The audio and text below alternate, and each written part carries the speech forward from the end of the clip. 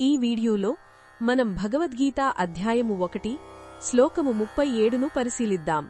ఈ శ్లోకంలో అర్జునుడి మనసులోని తీవ్రమైన సంఘర్షణ మనకు కనిపిస్తుంది. యుద్ధభూమిలో తన ఎదురుగా నిలబడిన బంధువులను గురువులను చూసి అతని గుండె ద్రవించిపోతోంది.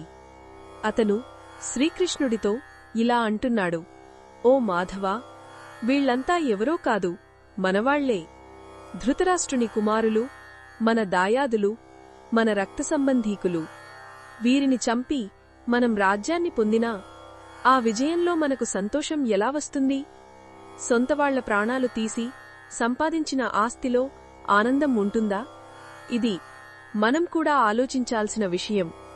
మన రోజువారీ జీవితంలో కూడా కొన్నిసార్లు చిన్న చిన్న ఆస్తుల కోసం, అహం కోసం మన కుటుంబ సభ్యులతో, స్నేహితులతో గొడవలు పడుతూ ఉంటాం.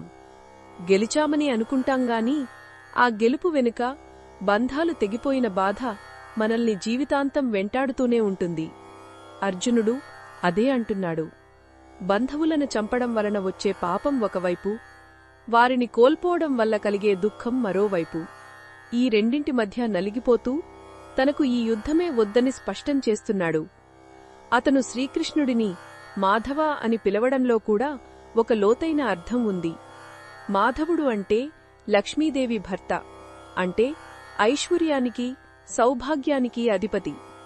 అర్జునుడు పరోక్షంగా అడుగుతున్నాడు, ఓ సౌభాగ్యానికి అధిపతి, బంధువులను చంపడం ద్వారా ఏ ఐశ్వర్యం, ఏ ఆనందం లభిస్తుంది అని.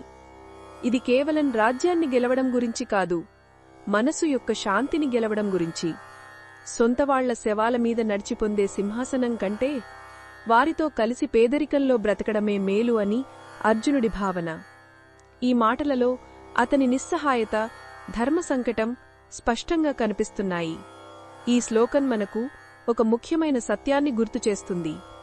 మన జీవితంలో ఏది నిజమైన సంతోషాన్నిస్తుంది?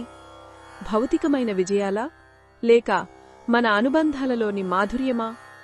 మన కర్తవ్యానికి, మన ప్రేమకు మధ్య సంఘర్షణ వచ్చినప్పుడు మనసు ఎంతగా కలవరపడుతుందో అర్జునుడి రూపంలో భగవంతుడు మనకు చూపిస్తున్నాడు.